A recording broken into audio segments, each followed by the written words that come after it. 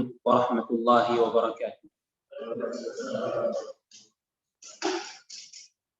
الحمد لله رب العالمين والعاقبة للمتقين ولا عدوان إلا على الظالمين.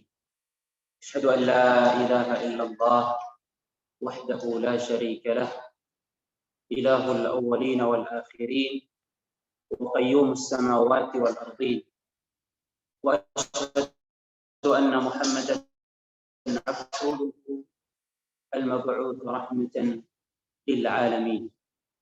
اللهم صل وسلم وبارك وأنعم على حبيبك المصطفى ونبيك المجتبى ورسولك المرتضى محمد بن عبد الله وعلى آله الطاهرين الطيبين وأصحابه الغر الميامين وعلى سائر أمته المتبعين.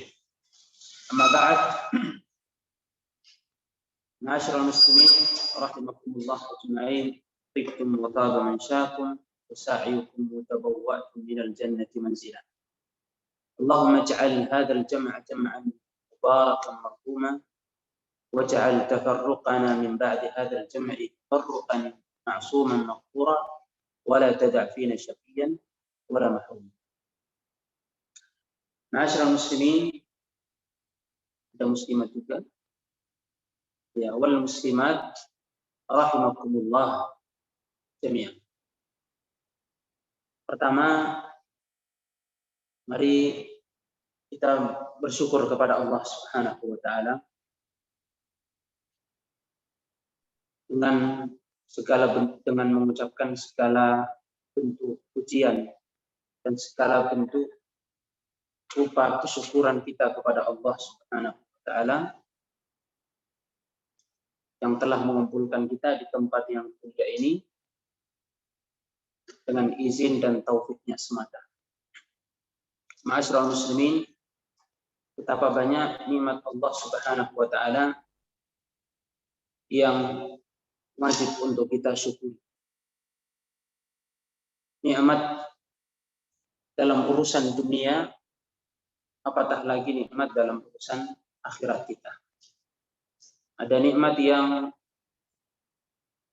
nampak terlihat oleh mata, ada nikmat Allah Subhanahu wa taala yang tidak dilihat oleh mata atau bahkan mungkin tidak pernah kita menyangka kalau itu adalah nikmat dari Allah Subhanahu wa taala. Ada banyak nikmat jamaah sekalian yang Allah berikan kepada kita tiada henti tanpa kita sadari bahwa itu adalah nikmat dari Allah Subhanahu wa taala. Dan inilah makna dari firman-Nya, wa in ta'uddu ni'matallahi la tuhsuha. Kalau kalian ingin menghitung nikmat Allah Subhanahu wa taala, kalian tidak akan pernah bisa menghitungnya. Qul law kana al-bahru midadan li kalimati rabbi lanafida al-bahru qabla an tanfada kalimatu rabbi walau ji'na bimithlihi madada. Bahkan ma'asyiral muslimin rahimakumullah jemaah sekalian yang semoga berbahagia, dengan kita mengucap nikmat dan rasa syukur kepada Allah Subhanahu wa taala, itu pun sudah menjadi nikmat dari Allah. Dengan kita mengucapkan rasa syukur kita menyampaikan rasa syukur kita kepada Allah, itu pun ternyata adalah sebuah nikmat yang Allah berikan kepada kita. Karena kalau bukan nikmat dari Allah, tidak akan ada kemudahan untuk mengucap syukur kepada Allah Subhanahu wa taala. Maka ucapan nikmat, ucapan rasa syukur kita pun adalah nikmat dari Allah yang juga membutuhkan rasa syukur berikutnya. Subhanallah. Maka dari itu tidak lain dan tidak bukan ma'asyiral muslimin rahimahullah, kita membutuhkan satu-satunya yang kita butuhkan dari Allah adalah fadluhu wa rahmatuhu. Kebaikan dan rahmatnya yang meliputi seluruh sekalian alam. Ma'asyiral muslimin rahimakumullah,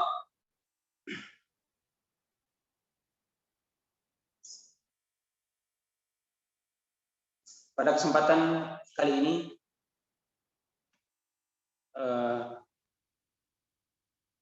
Bulan berapa sekarang? Hijriah? Iya. Safar 25. Nah, alhamdulillah Allah Subhanahu wa taala masih memberikan kepada kita kesehatan dan kesempatan sampai pada detik ini, sampai pada hari ini kita masih bisa merasakan nikmat Allah Subhanahu wa taala sampai pada saat sekarang ini. Semoga Allah mengekalkan nikmatnya atas kita dengan kesyukuran yang tiada henti kita berikan dan kita ucapkan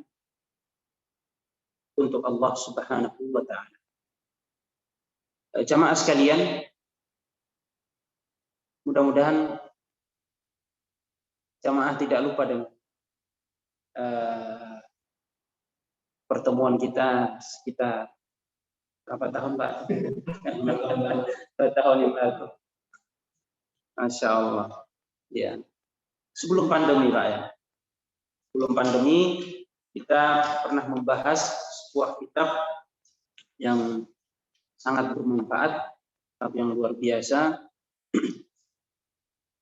sebuah karya yang dituliskan oleh seorang imam bernama Al-Imam An-Nawawi rahimahullah ta'ala, kitab yang berjudul At-Tibyan fi Adabi Hamalatil Quran. At-Tibyan fi Adabi Hamalatil Quran.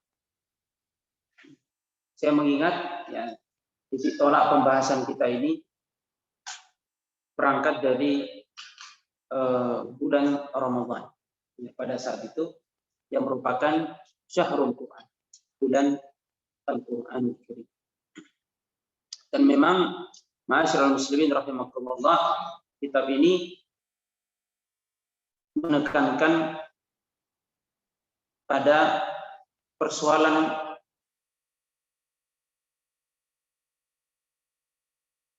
atau tentang Al-Quran Al-Karim. Kitab ini dari awal sampai akhir semua berbicara tentang Al-Quran Al-Karim.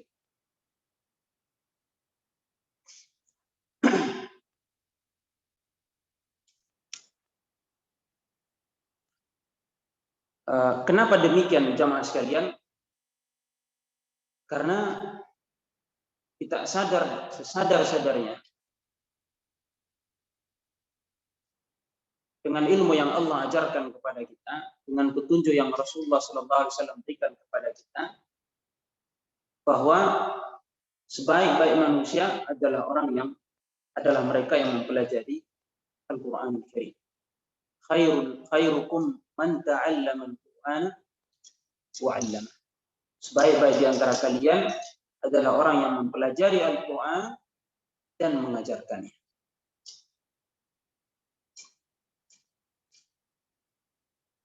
Sebagaimana Allah Subhanahu wa taala memuliakan bulan Ramadan melebihi bulan-bulan yang lainnya, karena di dalamnya Allah Subhanahu wa taala menurunkan Al-Quran Al-Karim. Dan kalau jamaah sekalian, kalau kita ingin mendapatkan ilmu yang hakiki, ilmu yang benar-benar mendatangkan manfaat untuk kehidupan kita, pelajari Al-Quran. Seperti yang dikatakan oleh para salaf, man arada al-ilma falyata'allam al-Quran.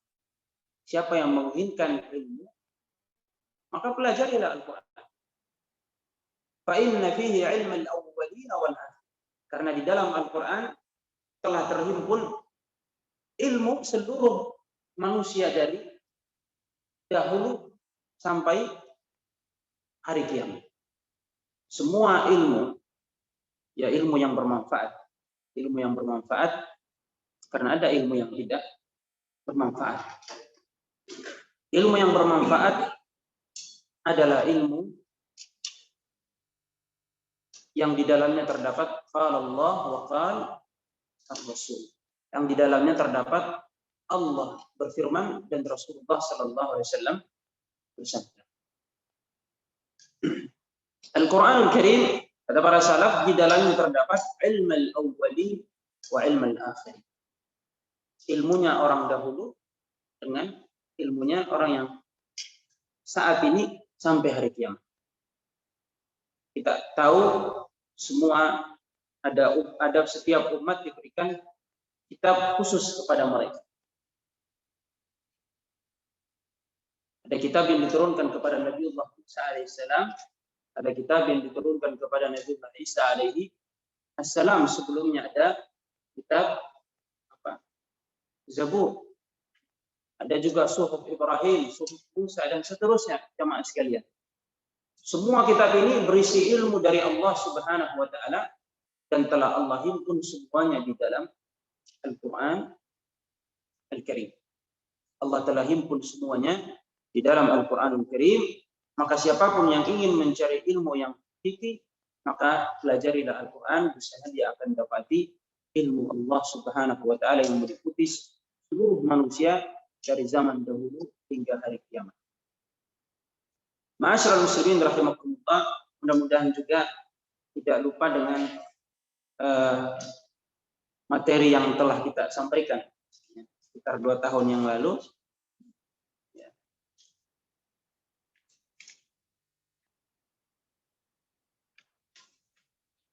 Insya Allah ya. Bukunya masih ada, Pak. Masih ada, alhamdulillah. Ya. Ada yang bawa buku berbahasa Arab? Ada. Ya. Hari ini insya Allah kita akan membahas bab yang kedua dari pembahasan kitab At-Tibyan fi Adabi Hamalatil Quran. Bab yang pertama berbicara tentang fadilah tilawatil Quran wa hamalatil, keutamaan tilawah Al-Quran dan orang-orang yang membaca Al-Quran, mempelajari Al-Quran. Ada banyak sekali beberapa ayat dan banyak hadis yang telah kita sebutkan di bab awal ini, dan alhamdulillah seingatannya kita sudah selesaikan semuanya. Seperti itu ya. Ya. Maka pada kesempatan kali ini kita akan masuk dalam pembahasan bab yang kedua sebagaimana yang tertulis dalam kitab At-Tibyan fi Adabi Hamalatil Quran. Ya. Qala al-muallif rahimahullah fi tarjih al-qira'ati al-bab ats-tsani fi tarjih al-qira'ati wal qari'i ala ghairihima. Ya, satu orang bacakan artinya.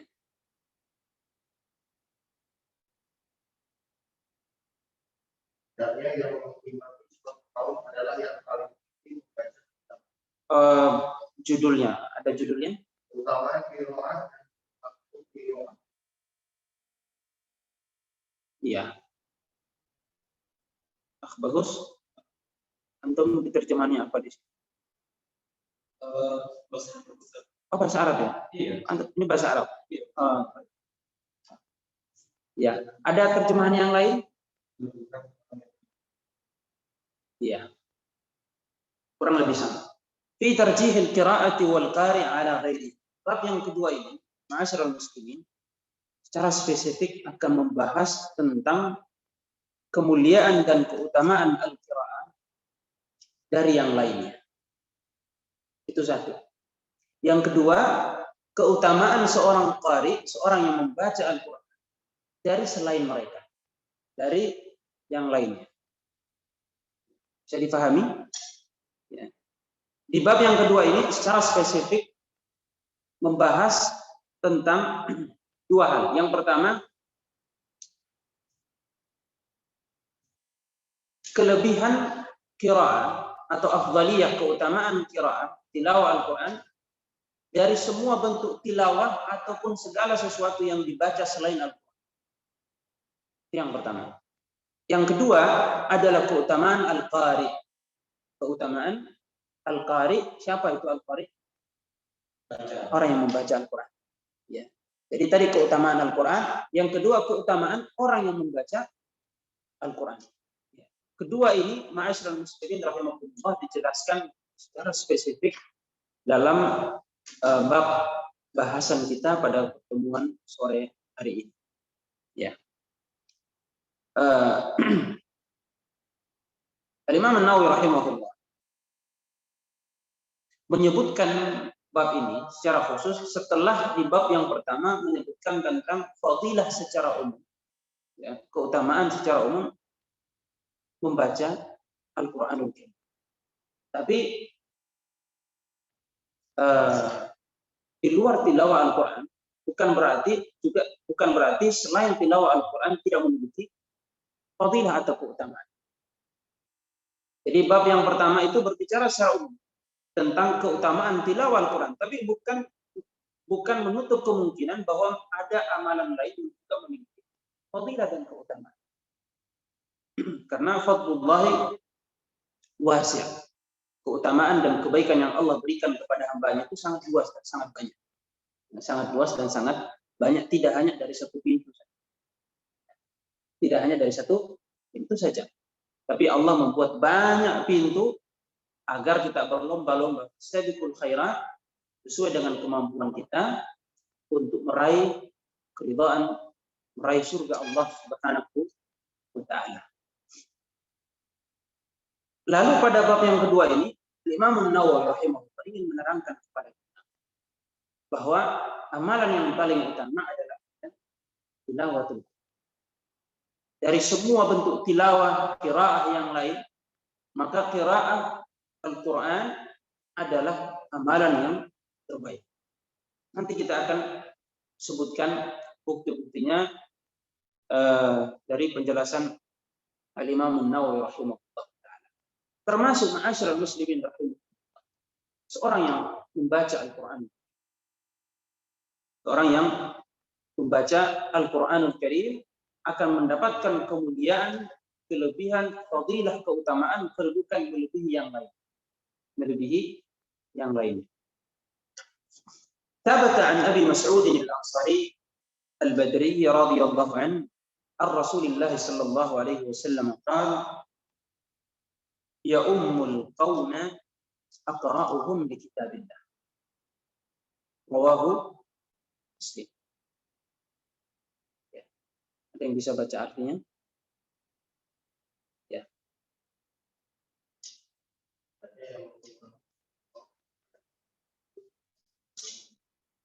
Ya. Satu lagi dari sini, dari bahasa Arab ya? Iya. Baik. Yang bahasa Indonesia, Afiq. Yang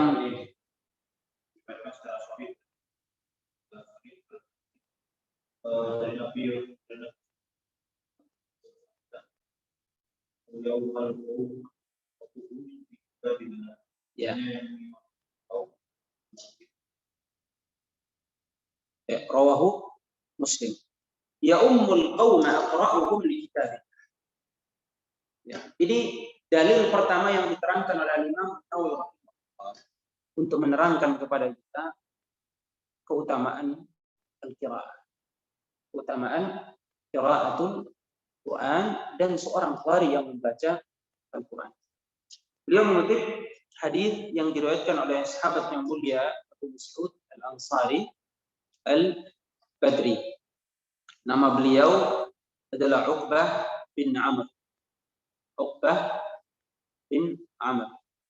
Disebut al-Ansari karena termasuk dari golongan Ansar.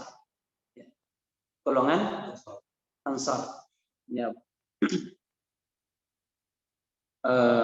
Al-Badri disebut Al-Badri karena ikut perang Badar. Ma'asyiral muslimin rahimakumullah. Setiap kita menemui ketika kita menemui seorang nama sahabat disebutkan, lalu ada istilah Al-Ansari atau Al-Muhajir, Al-Badri, itu bukan lakab sembarangan, ma'asyiral muslimin. Bukan lakab yang asal-asalan disematkan begitu saja. Kenapa ma'asyiral muslimin? Karena tidak semua sahabat yang hidup di zaman Rasulullah SAW bisa disebut sebagai al-ansari. Sebagaimana tidak semua bisa disebut sebagai al-muhajirin. Dan Allah sebutkan fadilahnya mereka. Allah mengutamakan mereka melebihi sahabat-sahabat yang lainnya meskipun semuanya memiliki keutamaan. Bahkan keutamaan sahabat jauh lebih hebat dari keutamaan siapapun selain daripada mereka dari generasi dan umat Rasulullah Sallallahu Alaihi Wasallam. Termasuk Al-Badri, termasuk Al-Badri, sahabat yang hanya berkisar sekitar 300 orang lebih. Jumlah yang sangat sedikit. Tapi subhanallahil azim, tidak semua sahabat bisa mendapatkan gelaran Al-Badri. Orang yang sahabat yang pernah ikut dalam perang Badar. Mereka adalah sahabat yang dikhususkan oleh Rasulullah Sallallahu Alaihi Wasallam. Bahkan dalam sebuah hadis Rasulullah mengatakan, la'allallaha qad tala'a ala ahli Badr. Dalam dalam peristiwa ketika seorang sahabat ada yang tidak membocorkan rahasia rencana kedatangan Rasulullah SAW ke Makkah dalam peristiwa Fathu Makkah, pembebasan Makkah pada saat itu. Baik, lalu ada di antara mereka bernama Hatib ibn Abi Balta'ah, juga Al-Badri yang pernah ikut dalam perang Badar, yang menjadi sebab rahasia itu hampir terbocorkan. Ya, akhirnya ketika diketahui, sahabat marah, termasuk Umar ibn Khattab sangat marah pada saat itu karena ini bisa disebut sebagai sebuah pengkhianatan. Tapi apa kata Rasulullah SAW? Tahukah Anda wahai Umar, bisa saja Allah telah melihat hati para sahabat yang telah ikut dalam perang Badar, kalau Allah mengatakan kepada mereka, berbuatlah semau kalian karena aku telah memaafkan dosa-dosa kalian. Tidak gampang ma'asyiral muslimin, tidak gampang seorang sahabat bisa mendapatkan keteguhan iman seperti yang dilakukan oleh para sahabat yang ikut serta dalam perang Badar bersama dengan Rasulullah Sallallahu Alaihi Wasallam. Sebuah peperangan yang secara logika tidak masuk akal. 300 melawan 1000 orang. Kalau bukan karena keimanan dari Allah, keimanan yang kuat dari hati mereka, keteguhan yang kuat, kepercayaan mereka bersama dengan Rasulullah, tidak akan mungkin terjadi dan pasti mereka akan berlari. Maka siapapun di antara mereka yang mendapat kebenaran ini, itu artinya mereka adalah sahabat-sahabat yang utama, mereka adalah sahabat-sahabat yang dimuliakan dan dilebihkan oleh Rasulullah Sallallahu Alaihi Wasallam. Radhiyallahu anhum ajma'in. ثبت عن ابي مسعود الانصاري عن بدر رضي الله عنه عن رسول الله صلى الله عليه وسلم قال: يؤم القوم اقرأهم لكتاب الله. يؤم القوم اقرأهم لكتاب الله. Hendaklah yang mengimami sebuah kaum aqra'uhum li kitabillah, adalah orang yang paling pandai membaca kitab Allah. Hadis ini, ma'asyiral muslimin rahimakumullah, adalah potongan dari hadis yang disebutkan dalam Sahih Muslim. Dalam Sahih Muslim, di mana Rasulullah Sallallahu Alaihi Wasallam bersabda, ya ummul qaum aqra'uhum li kitabillah, fa in kanu fil kitabi sawa fa a'lamuhum bis sunnah, fa in kanu fis sunnati sawa fa aqdamuhum hijratan, fa in kanu fil hijrati sawa wa in kanu fil hijrati sawa fa aqdamuhum silman, di riwayat sinnan. Ya, kemudian Rasulullah mengatakan wala ya'umman rajul fi sultani wala yaq'ud fi baitihi 'inda ala takrimatihi illa bi idnihi, rawahu Muslim. Ya. Kata Rasulullah, hendaklah yang mengimami sebuah kaum, ya, kaum itu 2, 3 dan seterusnya, itu sudah bisa disebut sebagai sebuah kaum.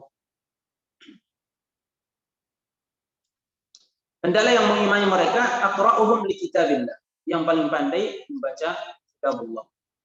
Fa in kanu fil Qur'ani sawa, kalau mereka dalam kepandaian membaca Al-Qur'an sama, maka yang didahulukan siapa? Fa'alamuhum bis-sunnah, yang paling paham dengan sunnah Rasulullah sallallahu alaihi wasallam. Fa in kanu fis sunnati sawa, kalau pemahamannya, keilmuannya tentang sunnah Rasulullah sama, maka kata Rasulullah fa'aqdamuhum hijrah, maka yang paling dahulu melakukan hijrah. Siapa yang paling dahulu melakukan hijrah? Wa in kanu fil hijrati sawa, tapi kalau mereka sama hijrahnya, apa kata Rasulullah? Fa'aqdamuhum silman, maka yang didahulukan menjadi imam adalah yang paling dahulu masuk Islam. Ya, dalam riwayat yang lain disebutkan fa'aqdamuhum sinnan, yang paling tua.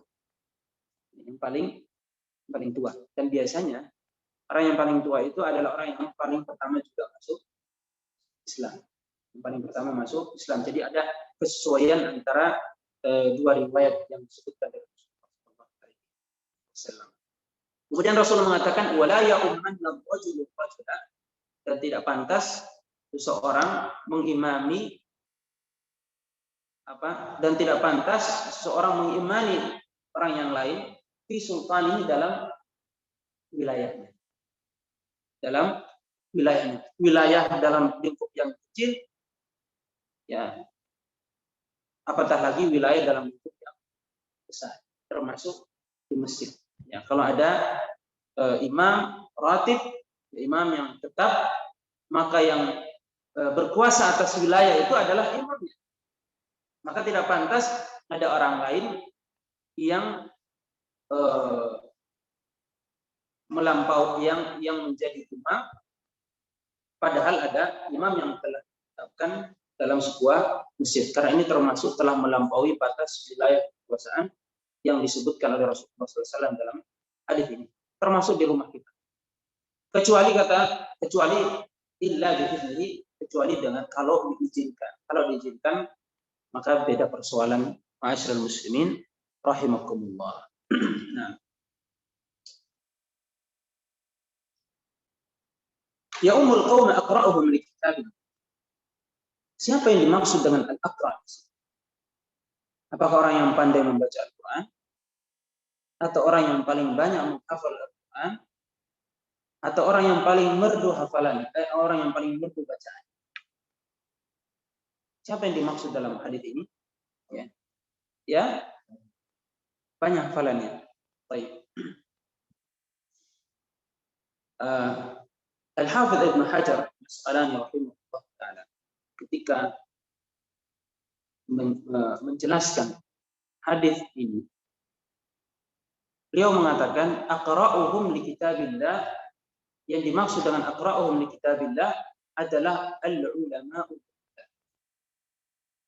para ulama yang sekaligus juga ubad. Apa itu ubad?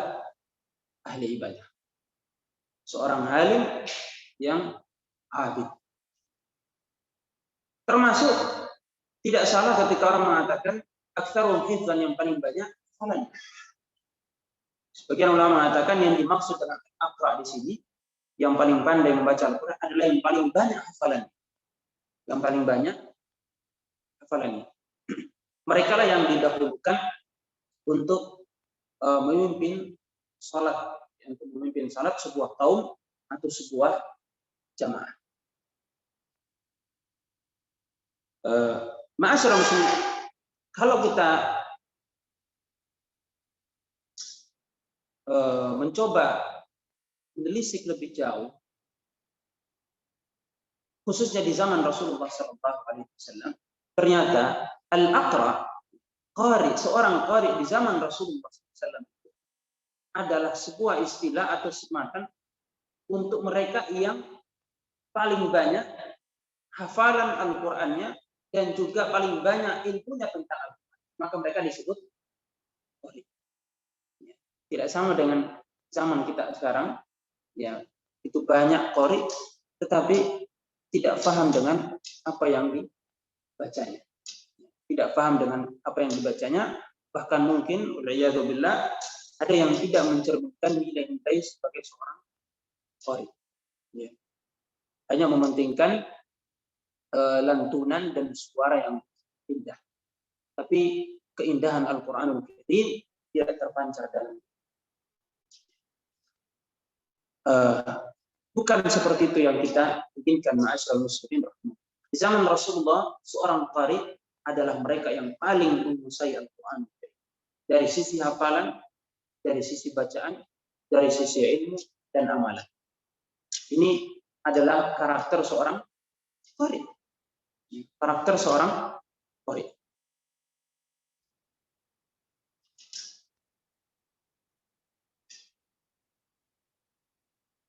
Ya. Aqra'uhum li kitabillah. Orang yang paling pandai membaca kitab Allah. Ma'asyiral muslimin rahimahullah. Dalam hadis ini tidak ada satu syarat atau ketetapan dari Rasulullah SAW yang menjelaskan tentang jenis seorang qari seperti apa, ya, batasan seorang qari seperti apa. Maka siapapun yang pandai membaca Al-Quran, meskipun dia masih muda, bahkan sebagian ulama berpendapat bolehnya seorang anak yang belum berusia balik menjadi seorang imam jika memang dia adalah orang yang pandai, yang paling pandai dalam membaca Al-Qur'anul Karim. Sebagaimana yang pernah terjadi kalangan para sahabat. Ada seorang sahabat yang bernama Amr bin Salamah. Ketika datang utusan dari Rasulullah SAW mengikrarkan keislaman mereka, lalu mereka pulang ke daerahnya. Mereka pulang ke daerahnya, dan ketika hendak melakukan sholat, ternyata tidak ada yang mereka dapat yang banyak bacaan Al-Quran, banyak hafalan Al-Qurannya dan ilmunya tentang Al-Quran, melebihi seorang sahabat yang masih berusia, disebutkan dalam riwayat 6-7 tahun. Namanya Amr bin Salamah. Akhirnya apa yang terjadi? Mereka sepakat untuk menjadikan Amr bin Salamah menjadi seorang imam. Menjadi seorang imam meskipun usianya masih kecil. 6-7 tahun itu di kita baru masuk SD, Pak. Baru masuk SD. Baik. Tapi demikianlah Allah Subhanahu wa taala memuliakan Al-Qur'an. Orang yang pandai dan menguasai Al-Qur'anul Karim, mereka akan dimuliakan dan diutamakan dari siapapun. Dari siapapun. Maka dari itu, ma'asyiral muslimin rahimahullah, jika ingin menilai kualitas seseorang, lihatlah dari Al-Qur'an. Seberapa banyak Al-Qur'an yang dibawa oleh orang. Seberapa banyak Al-Qur'an yang terpancar dalam diri. Maka kebaikan seseorang dapat kita ukur dari Al-Qur'an yang dia bawa. Al-Qur'an yang dia bawa, Al-Qur'an yang dia baca. Aisyah radhiyallahu anha, ibunda Aisyah radhiyallahu anha, ketika ditanya bagaimana akhlaknya Rasulullah SAW, apa jawaban ibunda Aisyah radhiyallahu anha? Kana khuluquhu Al-Qur'an. Akhlaknya Rasulullah itu adalah Al-Qur'an. Akhlaknya Rasulullah adalah Al-Qur'an. Maka pantaslah Rasulullah SAW menjadi orang yang paling mulia di atas seluruh muka bumi Allah Subhanahu wa taala. Sayyidul awwalina wal akhirin. Rasulullah adalah tuannya seluruh umat manusia dari sejak dahulu sampai hari kiamat. sampai akhir zaman. Terpancar dalam diri beliau cahaya Al-Quran, bahkan akhlaknya beliau adalah Al-Quran sebagaimana diterangkan oleh Aisyah radhiyallahu anha. Dan ini juga semakin mempertegas kepada kita pernyataan sabda Rasulullah SAW, khairukum, sebaik-baik di antara kalian adalah orang yang mempelajari Al-Quran wa 'allamahu, dan mengajarkan. Ya. Aqra'ukum li kitabillah, orang yang paling pandai membaca Al-Quran Karim tanpa melihat status dan kedudukan mereka, siapapun dia. Bahkan jika sekiranya dia seorang hamba sahaya sekalipun, seorang abd, seperti yang pernah terjadi siapa? Salim Maula Abi Hudzaifah. Ya, Salim Maula Abi Hudzaifah, salah seorang sahabat Rasulullah SAW, yang meskipun pada saat itu sudah terbebas dari perbudakan, ya, tapi masih disebut sebagai Maula Abi Hudzaifah. Abu Hudzaifah juga adalah sahabat Rasulullah SAW. Salim pernah menjadi seorang budak di bawah siapa? Abu Hudzaifah radhiyallahu anhu. Tapi karena kepandaian beliau, ya, dalam membaca Al-Qur'anul Karim, ilmu beliau yang melebihi yang lainnya dalam Al-Qur'anul Karim, sehingga beliau pun dilebihkan dan dijadikan sebagai seorang imam, dijadikan sebagai seorang imam yang memimpin salatnya para sahabat pada saat. Ya umul qaum aqra'uhum li kitabillah, termasuk juga ya, siapapun dia.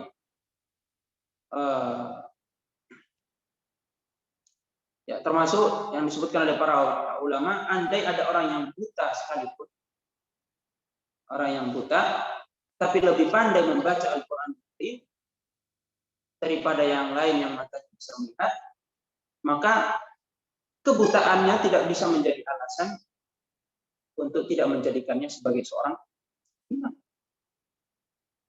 Bahkan betapa banyak hari ini yang Masya Allah, ya, buta secara mata, tapi ternyata hatinya jauh lebih tajam dalam membaca Al-Quran, dalam menghafalkan Al-Quran, dalam memahami isi Al-Quran, apatah lagi dalam mengamalkan kandungan-kandungan Al-Quran Karim. Ya ummul qaum aqra'uhum li kitabillah, maka dari itu siapapun yang paling pandai membaca Al-Quran, kalau kita merujuk kepada makna yang disebutkan oleh Al-Hafidz Ibnu Hajar Al-Asqalani rahimahullah tadi, yang dimaksud dengan al-aqra di situ adalah al-ulama al-ubbad. Ya, para ulama yang juga sekaligus seorang ubbad yang ahli ibadah. Dan memang ma'asyiral muslimin, pada kenyataannya para ulama adalah orang yang paling pandai dalam membaca Al-Qur'an Karim, termasuk orang yang paling banyak hafalannya terhadap Al-Qur'an Karim, juga apatah lagi dalam hal memahami isi dan kandungan Al-Quran Karim. Ya. Maka dari itu, ya, barometer pertama untuk menilai, untuk menetapkan siapa yang pantas menjadi imam adalah barometer Al-Quran. Baik.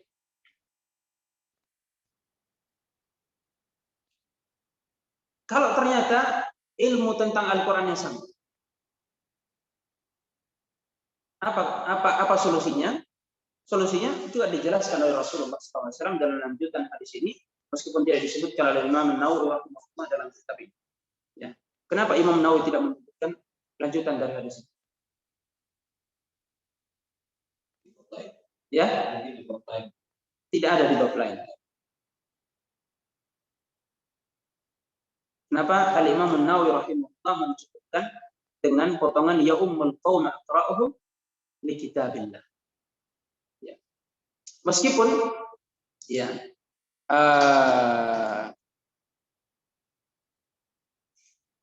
ya. Dan kita tahu bahwa Imam Nawawi rahimahullah, hadis ini diriwayatkan oleh siapa?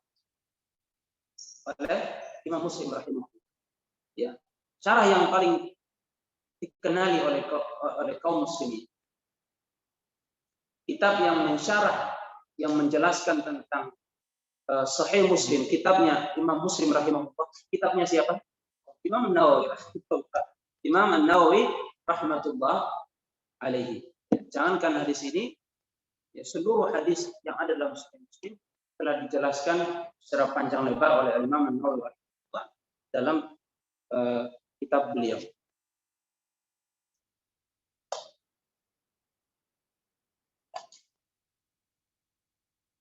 Lalu kenapa di kitab ini hanya menyebutkan potongan ya ummul qaum aqra'uhum bi kitabillah? Ya. Jawabannya jelas, ma'asyiral muslimin. Karena di bab ini yang ingin dijelaskan oleh Imam An-Nawawi rahimahullah adalah perihal tentang apa? Keutamaan seorang qari. Tentang keutamaan seorang qari. Ya. Ya ummul qaum aqra'uhum bi kitabillah. Tapi kalau seandainya dalam sebuah kondisi kita mendapati ada dua orang yang sama-sama pandai membaca Al-Quran, sama-sama alim dalam terhadap Al-Quran Al-Karim, dan sulit kita memilih siapa yang hendak dijadikan sebagai seorang imam. Apa barometer yang berikutnya? Kata Rasulullah, fa'alamuhum bis-sunnah. Ini lanjutan dari hadis ini. Maka memilih siapa yang paling pandai, yang paling alim terhadap sunnah Rasulullah Sallallahu Alaihi Wasallam. Ya. Pernah ada sebuah kejadian, Mas Muslim. Ini kejadian ini saya juga dengarkan dari penjelasan orang yang mungkin hadir dalam peristiwa. Ketika bertemu, ya karena kebetulan kejadiannya sepertinya di musim haji kejadian. Ketika bertemu Syekh Muhammad bin Shalih Al-Utsaimin dengan Syekh Abdul Aziz bin Baz dengan Syekh Al-Albani rahimahullah. Ketiga-tiganya bertemu dalam satu tempat. Ya.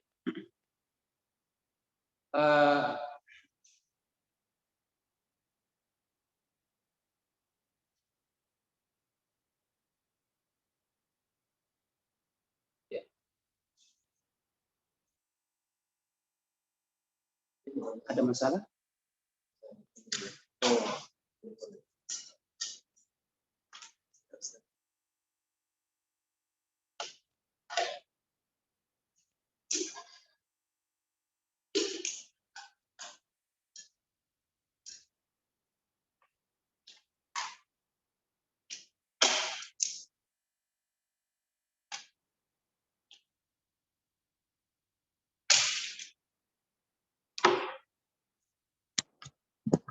Ya.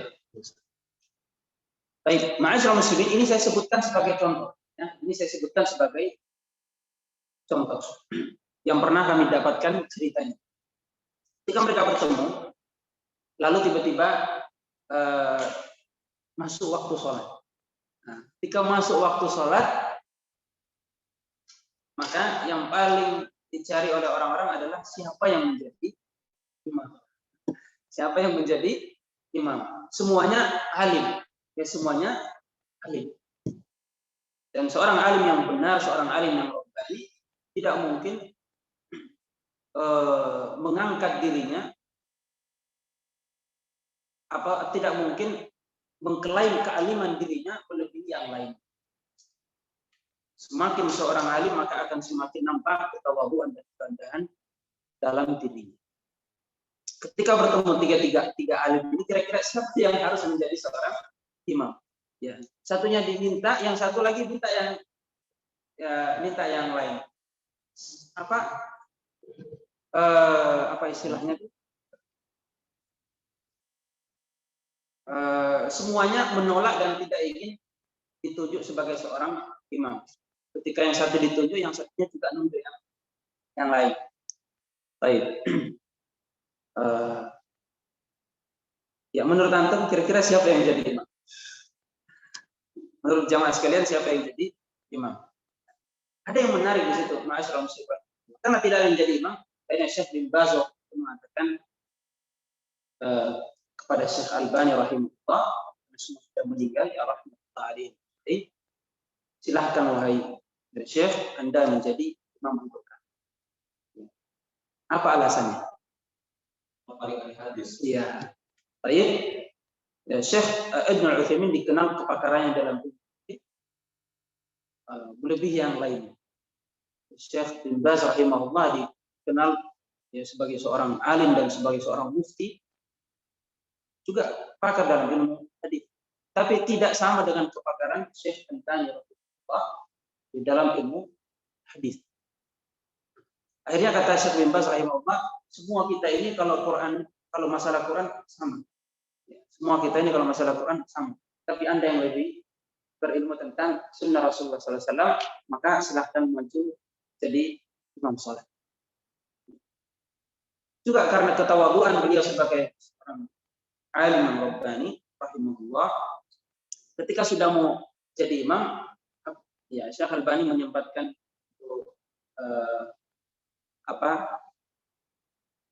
ngobrol bercakap dengan Syekh bin Baz. Kata Syekh Al-Albani, ini saya masih ingat ya kisahnya seperti itu. Kata Syekh Al-Albani, wahai Syekh, apakah saya sholat sesuai dengan sunnahnya Rasulullah Sallallahu Alaihi Wasallam? Kata Syekh bin Baz, alimna kaifa yusalli Rasul. Diajarkan kepada kami wahai Syekh, bagaimana Rasulullah itu sholat. Ya, bagaimana Rasulullah itu sholat. Subhanallah, sebuah keindahan akhlak yang diperlihatkan oleh Allah Subhanahu wa taala dari para ulama-ulama rabbaniyun. Dari para ulama-ulama rabbaniyun rahimahullah ajma'in. Ya. Maka kalau ada dua orang yang sama-sama bisa membaca Al-Qur'an, sama-sama ahli dalam Al-Qur'an, yang dikedepankan adalah orang yang paling memahami sunnah Rasulullah Sallallahu Alaihi Wasallam. Kalau ternyata juga sama, ya,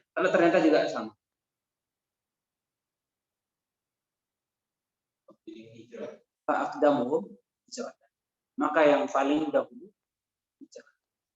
Kenapa ma'asyiral muslimin rahimahullah? Karena hijrah ini memiliki keutamaan tersendiri. Sahabat yang berhijrah dengan yang tidak sama kedudukan dan posisinya di hadapan Allah Subhanahu wa taala.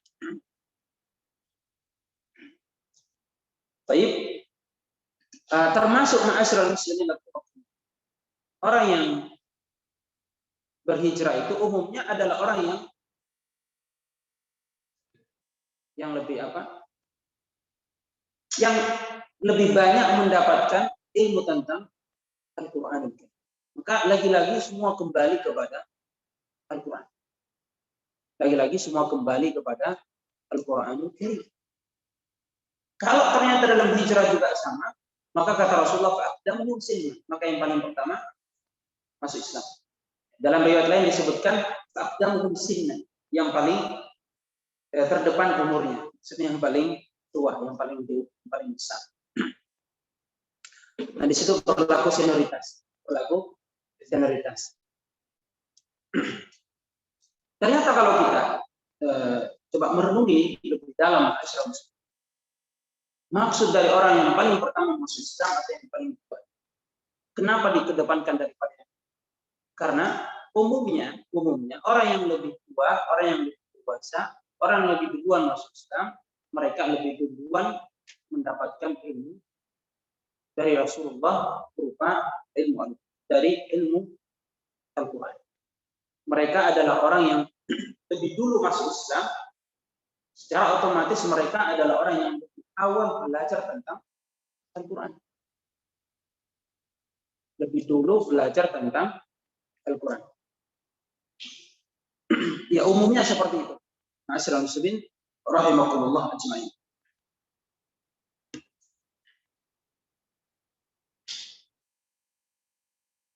Kalau seandainya pun sama, ya.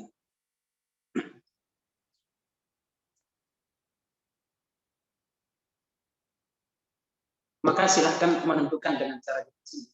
Ya, tentukan dengan cara kita sendiri. Anda harus diundi, silahkan. Ya, Anda harus diundi, silahkan. Tapi saya kira itu jangan terjadi. Ya, saya pun belum pernah menemukan kondisi seperti itu. Ya.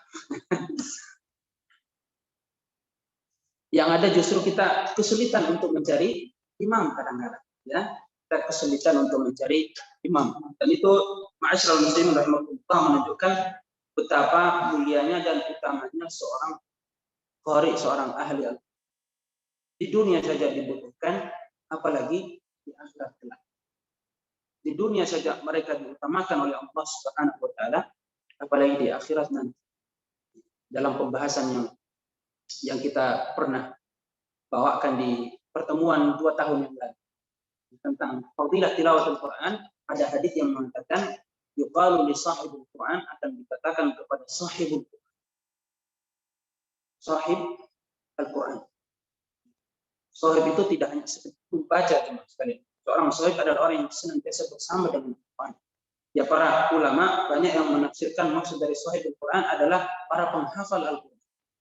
Orang yang menghafalkan Al-Quran, yang menyimpan Al-Quran di dalam dadanya. Yuqalu li sahibil Quran, dikatakan kepada mereka nanti yaumul qiyamah, di hari kiamat, iqra wartaqi kama kunta turattil kama kunta turattil fid dunya. Bacalah dan teruslah meningkat dan bacalah sebagaimana engkau pernah membaca di dunia. Fa inna manzilataka inda akhir ayatin taqra. Karena kedudukanmu di surga ini inda akhiri ayatin taqra, berada pada ayat yang paling terakhir yang engkau baca. Ayat yang paling terakhir yang engkau baca.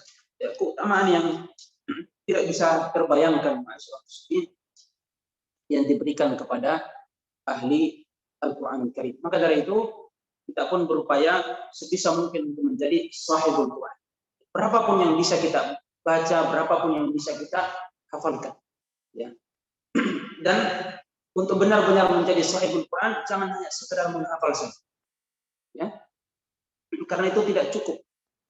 Tapi bagaimana sebisa mungkin kita memahami maknanya, memahami isinya, dan mengamalkannya. Orang yang hanya sekedar membaca Al-Quran, memahami isinya, tapi tidak mengamalkan Al-Quran, jangankan menjadi fadilah atau keutamaan dirinya, bahkan akan menjadi hujjatun alaihi yaumil qiyamah, akan menjadi hujjah pemberat bagi dia yaumil qiyamah. Kenapa? Karena dia termasuk di antara orang yang mengetahui ilmu tentang satu urusan, tapi dia sendiri melanggarnya dan tidak. Orang yang seperti itu dibenci oleh Allah, dimurkai oleh Allah Subhanahu wa taala. Seperti ya, kelakuan dan sifat orang-orang Yahudi. Ya, orang-orang Yahudi yang dimurkai oleh Allah Subhanahu wa taala. Kenapa? Karena mereka mengetahui persis kebenaran yang datang dari Rasulullah, kama ya'rifuna abna'ahum, sebagaimana layaknya mereka mengetahui tentang perihal anak-anak mereka. Seorang bapak tidak akan mungkin lupa dengan anak. Akan sangat mengenal kalau ingin bertanya tentang siapa tentang diri seseorang, maka tanyakan kepada bapaknya, kepada bapak dan ibu mereka lah yang paling tahu tentang kondisi anaknya. Subhanallah, Allah Subhanahu wa taala mengibaratkan mereka, orang-orang Yahudi, ahlul kitab, yang pada umumnya Allah mengibaratkan mereka dalam hal pengetahuan mereka terhadap Al-Quran, Kitabullah, Al-Haq, kebenaran yang dibawa oleh Rasulullah SAW, kama ya'rifuna abna'ahum, sebagaimana layaknya mereka mengetahui anak-anak. Artinya jelas terang benderang kebenaran itu di depan mata mereka. Tetapi apa yang terjadi? Begitu kebenaran itu datang, mereka lantas menjauh, tidak ingin mendengarkan kebenaran itu, bahkan sampai pada titik melawan kebenaran yang disampaikan oleh Allah. Maksudnya wal'iyadu billah. Kepantasan Allah murka kepada mereka, ma'asyiral muslimin rahimahullah. Wala ya'ummanna ar-rajulu rajula fi sultanihi, termasuk kita dilarang untuk orang yang berada dalam kawasan dan wilayah. Tapi sekali lagi, masyaallah muslim, syaratnya adalah harus punya kepandaian membaca Al-Quran. Kalau ternyata dia tidak pandai membaca Al-Quran dan tidak pantas untuk menjadi imam, maka tetap pilihan ya ummul qaum aqra'uhum. Tetap orang yang pandai membaca Al-Quran didahulukan untuk membaca Al-Quranul Karim.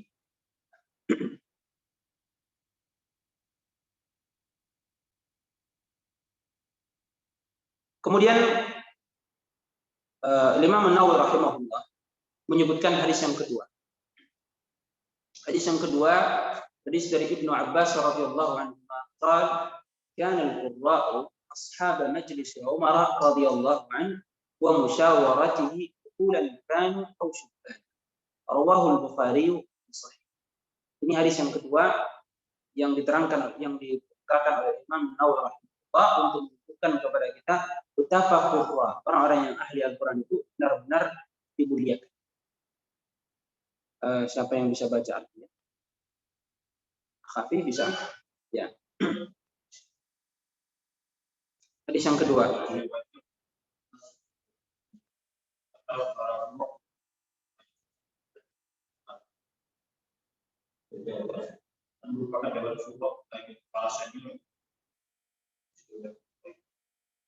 Ya, nah, ini subhanallah. Ya, lihat bagaimana ya, para ahli Quran, qurra, itu dimuliakan di zamannya para sahabat. Kana al-qurra ashab majlisi Umar bin Khattab radhiyallahu anhu, ma'asyiral muslimin, itu punya majelis. Majelis khusus, ya majelis khusus. Apa fungsi dari majelis ini?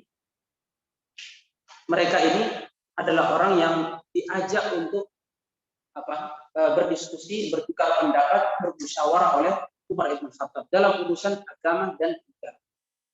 Dalam urusan agama dan negara.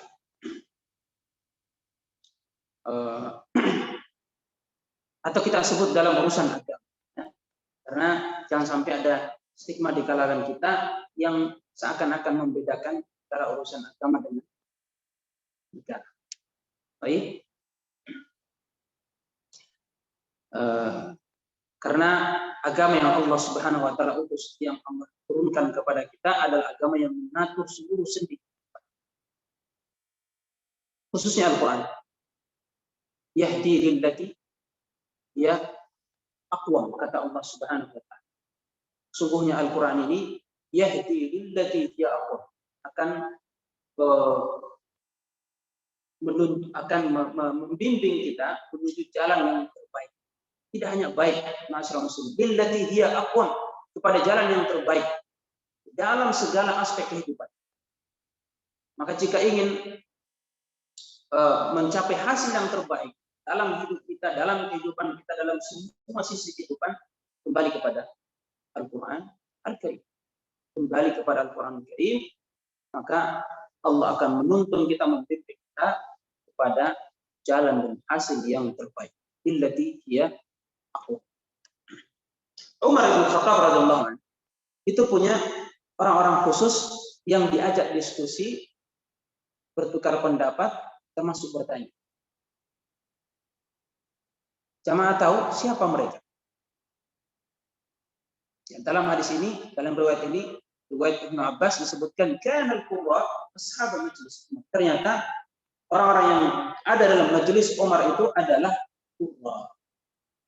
Orang-orang yang pandai Al-Quran, pandai membaca Al-Quran. Sekali lagi, kalau saya sebutkan pandai membaca Al-Quran, maka kepandaian di situ adalah kepandaian dalam segala hal. Pandai membaca Al-Quran, banyak hafalan Al-Qurannya, termasuk yang paling berilmu dalam terhadap Al-Quran. Mereka itu adalah ashab majlis Allah wa musyawarati. Mereka adalah orang-orang yang diajak diskusi oleh Allah. Mereka adalah orang yang sering ditemani bertukar pendapat oleh Umar bin Khattab radhiyallahu anhu. Kubulan kan usubban, tidak memandang siapa mereka, apakah orang tua berusia atau masih muda. Jadi antaranya dalam riwayat ini, riwayat Bukhari ini juga potongan hadis yang dinukilkan oleh Imam Nawawi rahimahullah. Kalau ingin melihat hadis yang lebih sempurna, silahkan buka Sahihul Bukhari. Disebutkan kisah seorang sahabat yang bernama Uyainah bin Hisn yang bertemu bersama dengan rombongannya datang kepada Rasulullah SAW, ya, lalu meminta izin untuk bertemu dengan Umar bin Khattab. Ya, lalu mereka meminta izin untuk Umar bin Khattab melalui salah seorang sahibu majlis ilmu, melalui salah seorang anggota majelisnya Umar yang bernama Al-Hur bin Qais. Al-Hur bin Qais ini adalah salah seorang ashab Umar yang kebetulan adalah ibnu anak dari saudara siapa? Pemimpin rombongan tadi, Uyainah bin Hisn. Berarti secara nasab dia adalah pamannya atau ponakannya. Kenapa dia meminta izin kepada Al-Hur radhiyallahu anhu? Karena Al-Hur bin Qais ini adalah salah seorang anggota majelisnya Umar bin Al-Khattab. Padahal usianya masih subbanan, masih tergolong muda pada saat itu. Tetapi dijadikan oleh Umar bin Al-Khattab sebagai ashabul majlis.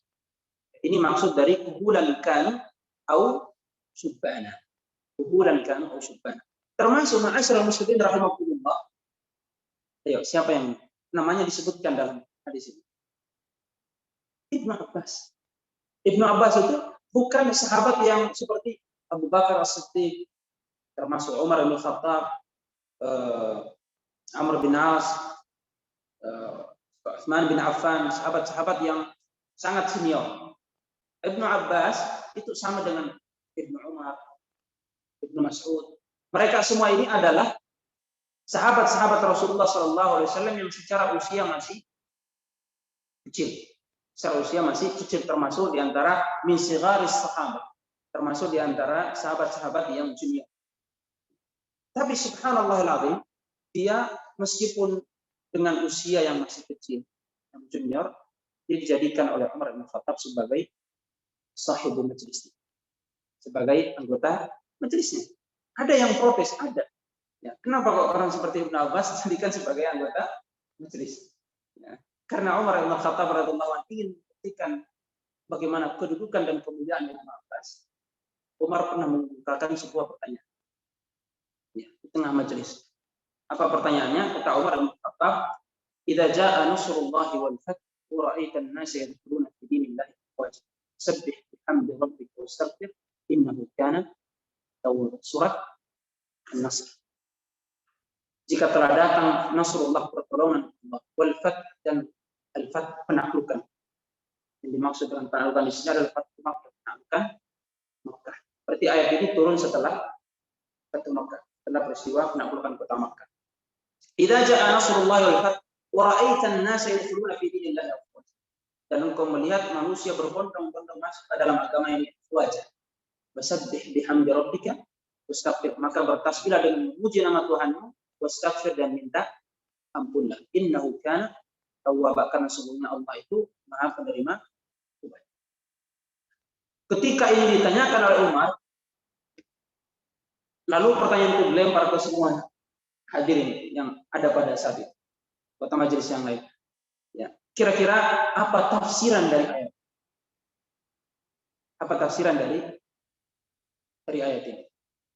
Akhirnya muncullah berbagai macam pendapat, ya, sesuai dengan ilmu yang dia pahami dan dia pelajari.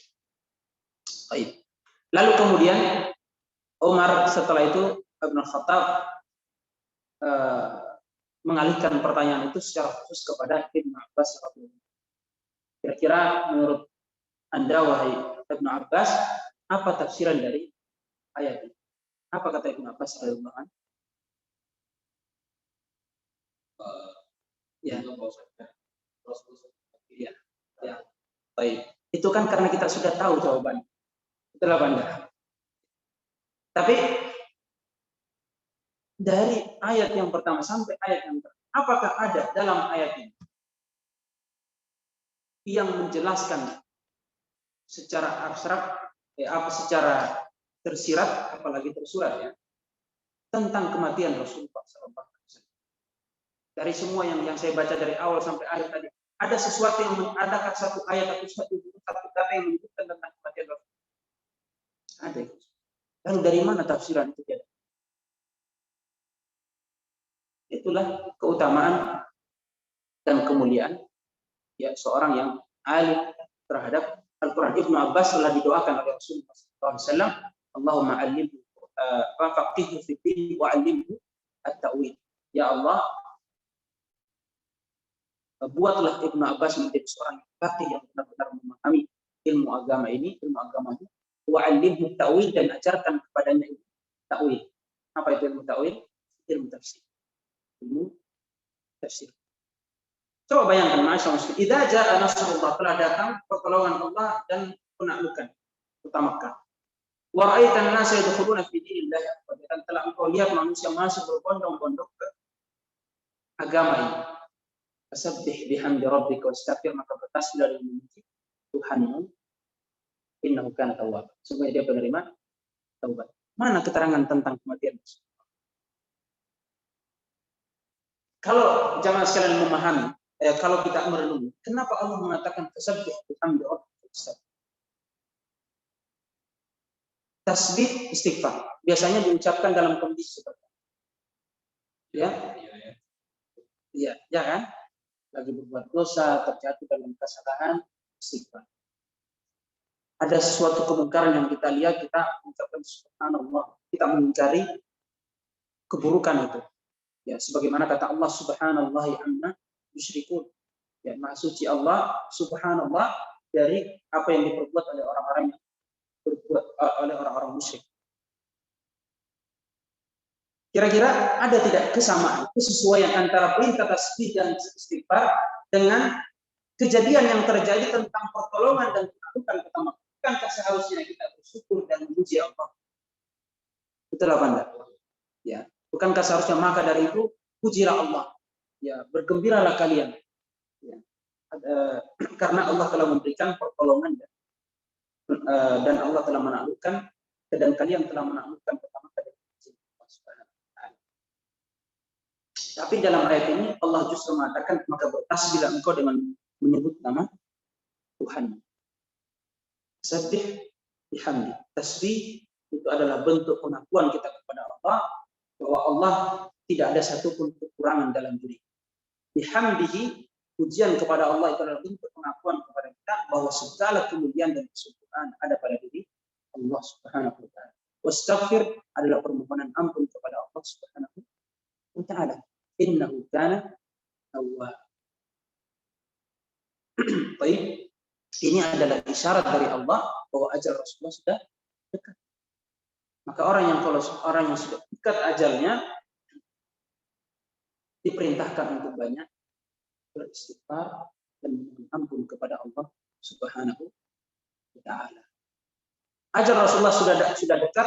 Kenapa? Karena agama ini telah disempurnakan oleh Allah Subhanahu wa taala. Selesailah tugas Rasulullah, semua amanah telah disampaikan, semua ilmu telah diajarkan, maka tibalah waktunya Rasulullah kembali kepada Allah Subhanahu wa taala. Itulah yang dipahami oleh Ibnu Abbas radhiyallahu anhu.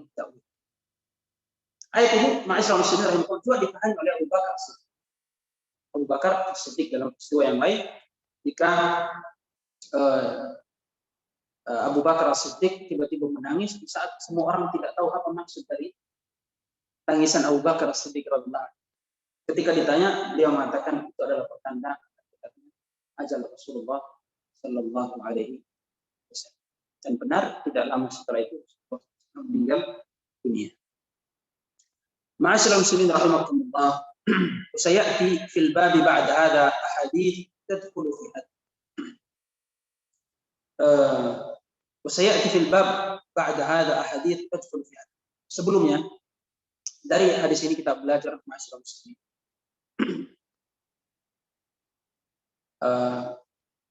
sebuah risalah untuk kita untuk berupaya menjadikan teman-teman kita bermajlis, teman-teman kita bergaul sebisa mungkin untuk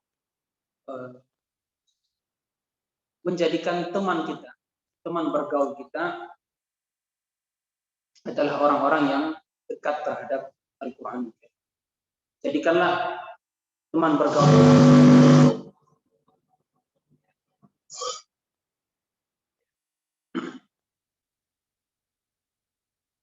jika ingin mencontoh sunnah Umar bin Khattab radhiyallahu anhu, maka pilihlah orang yang dekat dengan kita dari orang-orang yang dekat terhadap Al-Quran dan Kitabullah Azza wa Jalla. Jika ingin hidup kita baik, maka bergaullah dengan orang-orang yang juga dekat kepada Allah Subhanahu wa Ta'ala. Bergaullah dengan orang-orang yang juga dekat dengan Kitabullah, dekat dengan Al-Quran Al-Karim. Dan kalau suatu saat kita merasa mendapatkan kelemahan, lalai dari Al-Quran, ada teman kita yang bisa mengingatkan kita dan membawa kita ke jalan yang benar. Itulah fungsi pergaulan dan persahabatan bersama dengan orang-orang yang beriman. Ma'asyiral muslimin rahimakumullah ajmain. Wasayati, kemudian kata beliau wasayati fil bab ba'da hadits.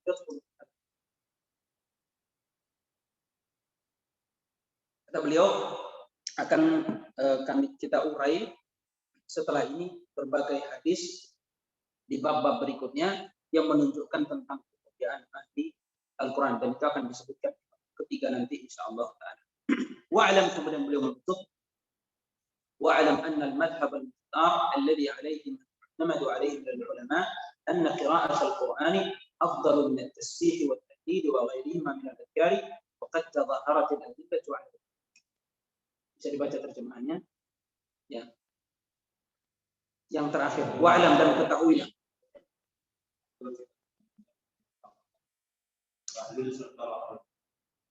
Kayaknya tidak sempurna terjemahnya. Itu ya. Iya.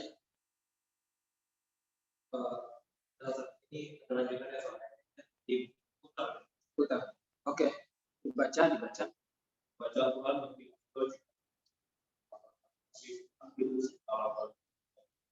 ini pendapat sahih yang hanya sahih yang menuliskan. Ya, ma'asyiral muslimin rahimakumullah. Beliau Al-Imam An-Nawawi rahimahullah menutup pembahasan ini dengan menyebutkan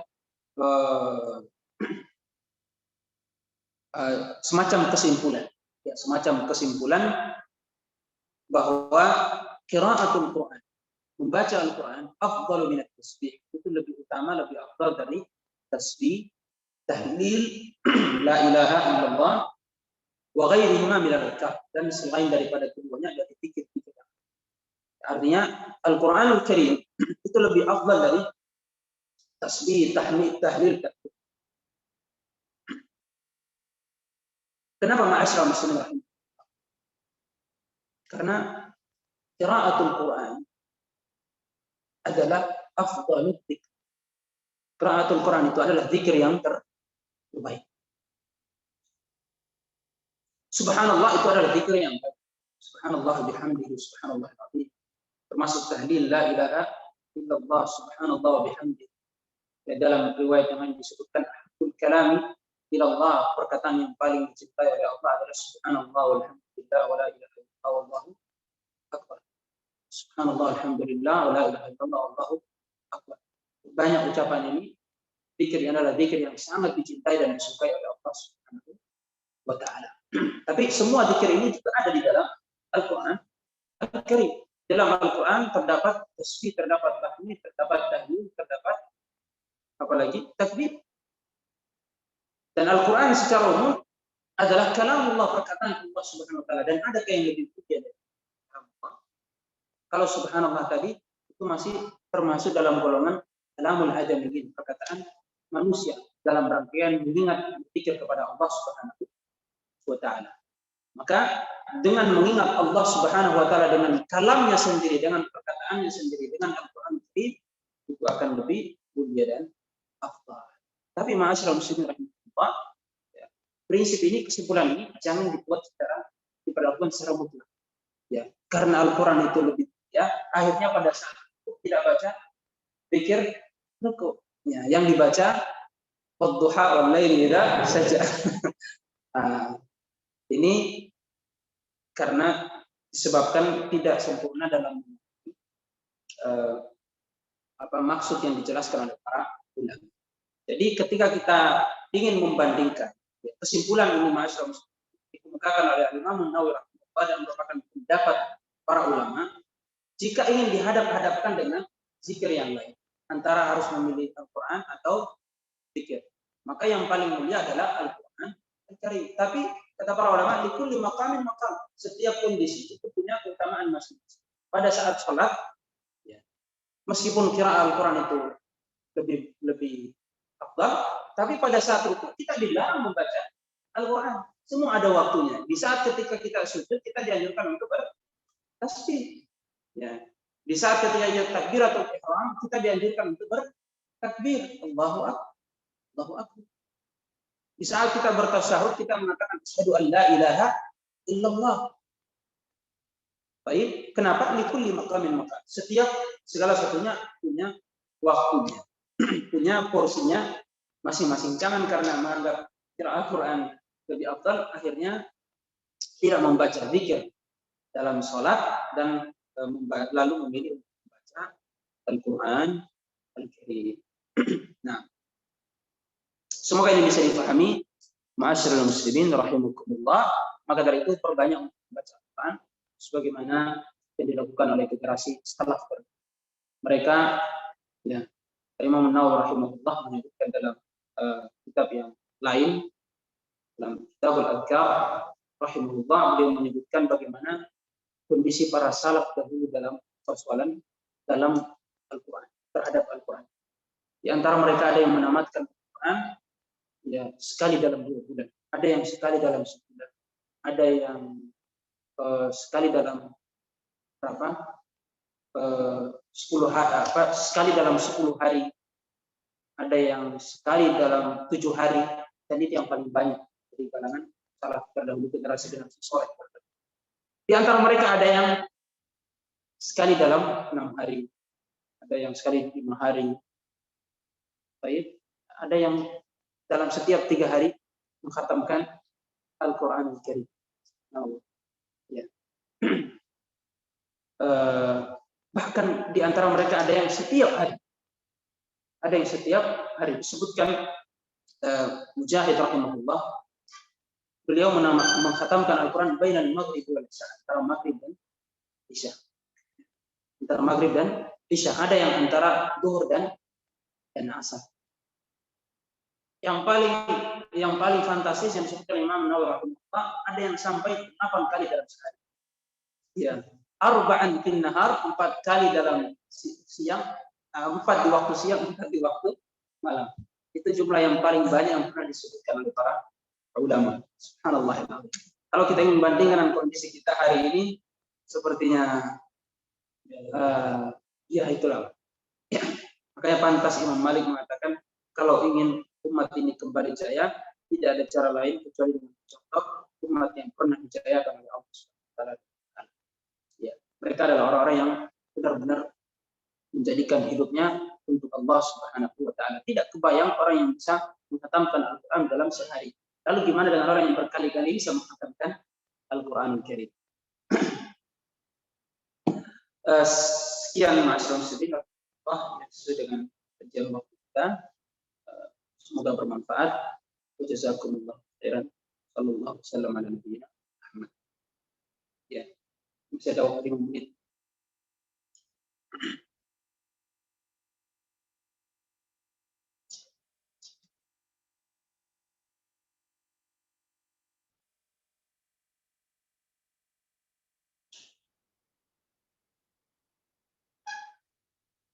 Oh, ini dikendalikan. Ya. Ya.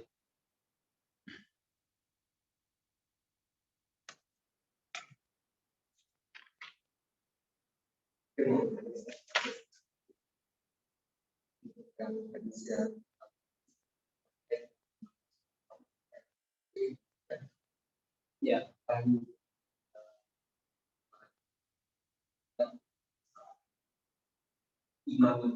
Ya.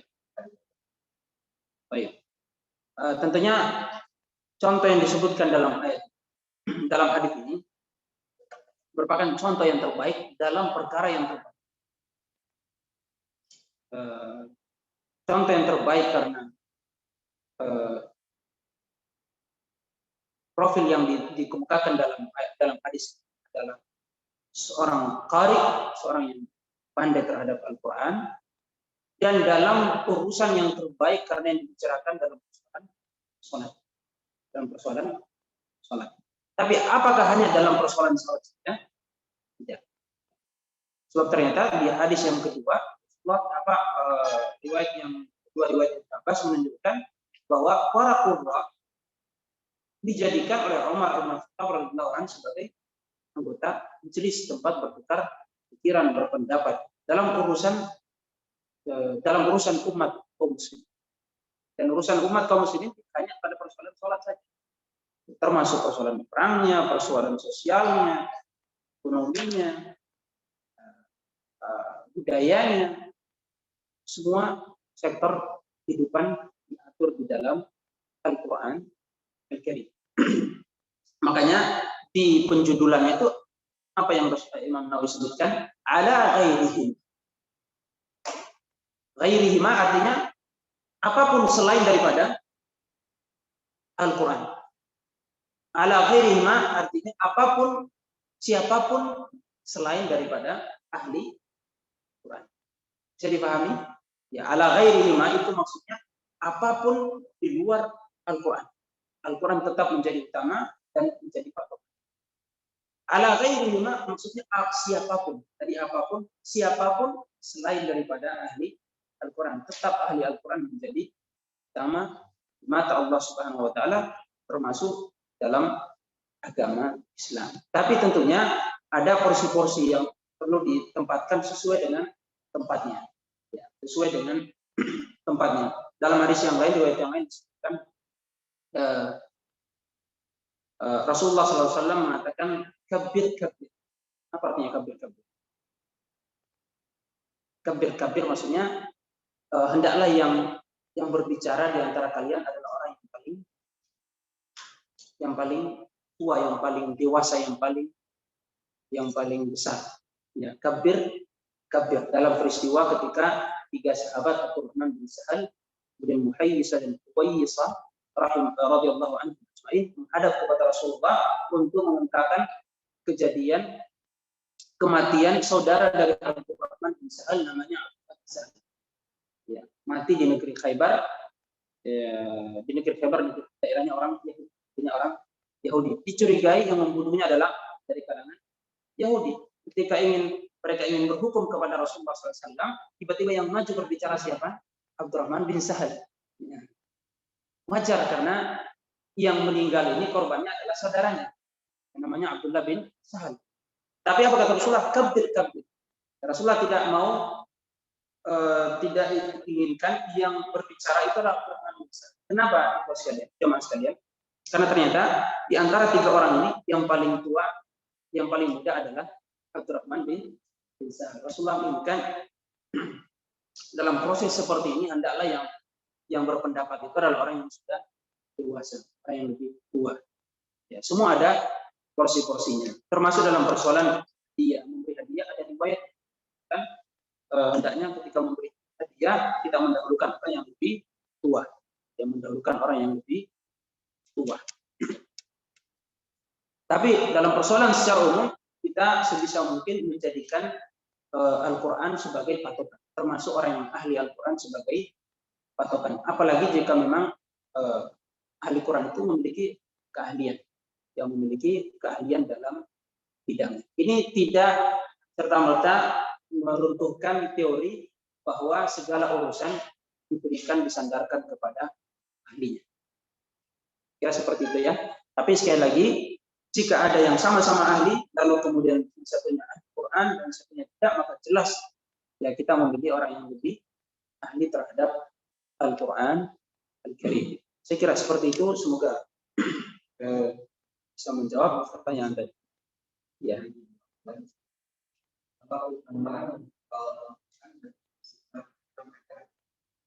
Hanyalah makmum. Ya, betapa banyak makmum yang lebih utama pahalanya dari seorang imam. Bisa saja.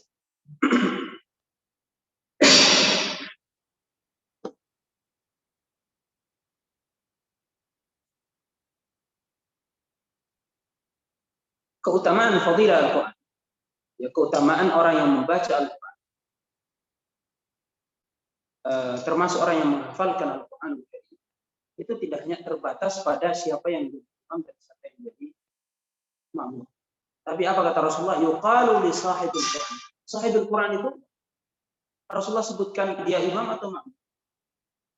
Tidak disebutkan sama sekali. Tapi Rasul mengatakan yuqalu li sahibil Quran, siapapun yang mendapatkan gelar sahibul, mau dia laki atau perempuan, orang imam atau makmum. Imam dan makmum itu hanya persoalan siapa yang lebih pantas dan siapa yang tidak. Ya, siapa yang lebih pantas, siapa yang lebih baik.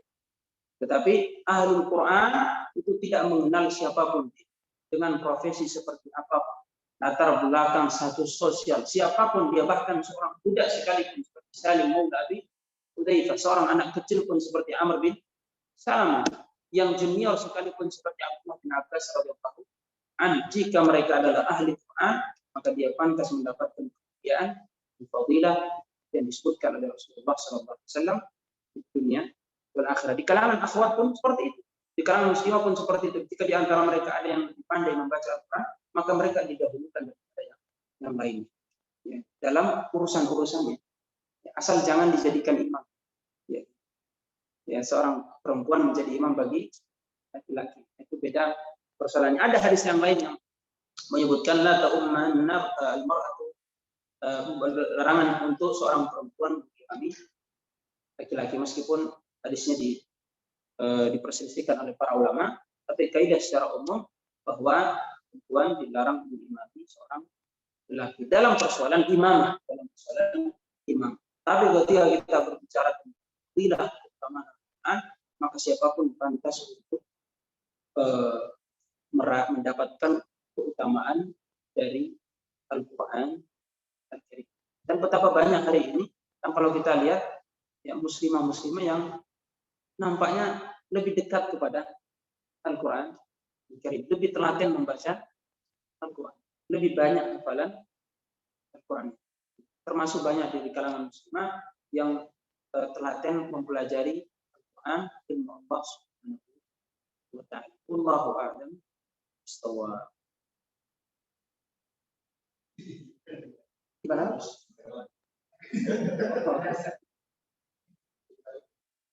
Ya.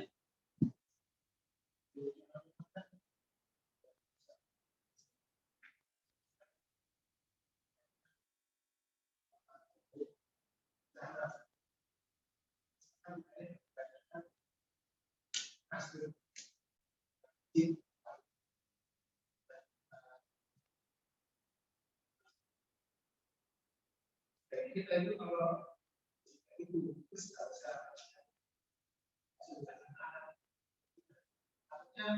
saya kalau itu enggak, saya tidak pernah. Ya, enaknya tidak masuk. Enaknya tidak masuk. Ya. Enaknya tidak masuk. Baik. Tapi andai seorang itu masuk, ya maka dia harus menyempurnakan apa yang tertinggal dari salat. Termasuk tadi dalam kasusnya ketika kita mendapati imam di rakaat atau di tasyahud terakhir, apa yang dilakukan itu petunjuk yang ada dari Rasulullah SAW. Ma'adrakum, apa yang kalian dapati dari imam, maka sholatlah bersama dengan. Itu lebih utama daripada kita menunggu selesai meskipun di rakaat terakhir jamaah bersendiri atau sholat sendiri. Oh, sudah selesai. Oh, nah ini masalahnya kalau kita ketinggalan sholat di masjid. Ketinggalan sholat di masjid, seandainya bisa menemukan jamaah yang lain, maka baik. Yang lebih baik. Dan 2 orang sudah termasuk jamaah. 2 orang sudah termasuk jamaah.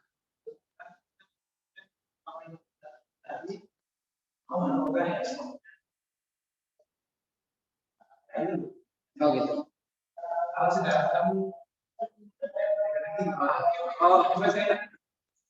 Oh iya.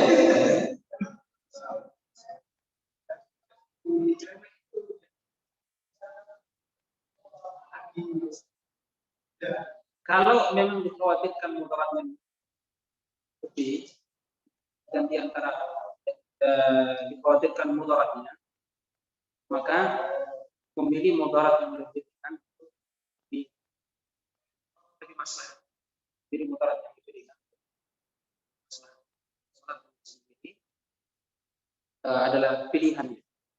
Meskipun yang terbaik adalah mengikut dengan jamaah yang ada, supaya tercapai setidaknya jamaah dalam kondisi yang sangat minim.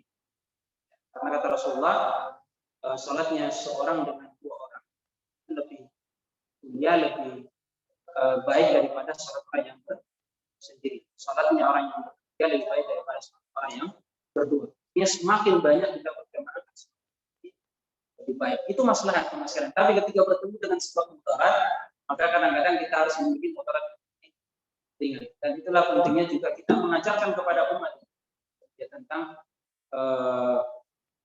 urusan agama mereka. Kenapa ada orang yang seperti itu? Karena mungkin memang belum tahu, dipikirnya orang itu ingin berbuat jahat atau berlaku tidak sopan. Dianggapnya berlaku tidak sopan, dia merasa risih jika ada orang yang bergabung jamaah. Seperti itu. Tapi pada umumnya orang yang diajak berjamaah dan dia paham dengan fikih sholat, dengan aturan ibadah sholat, tidak akan pernah merasa risih dengan kondisi. Ya kalau seandainya risih dan ada mudarat yang lebih besar yang dikhawatirkan dari sikap seperti itu, maka pilihan untuk sholat sendiri itu yang kita lakukan. Saya tidak katakan itu yang terbaik, ya karena tetap sholat jamaah adalah yang terbaik. Sholat jamaah afdal kata Rasulullah, pertama dari salatul fardhi, sholat sekian 27 derajat. Dan riwayat lain disebutkan 25 derajat. Allahu a'lam bishawab.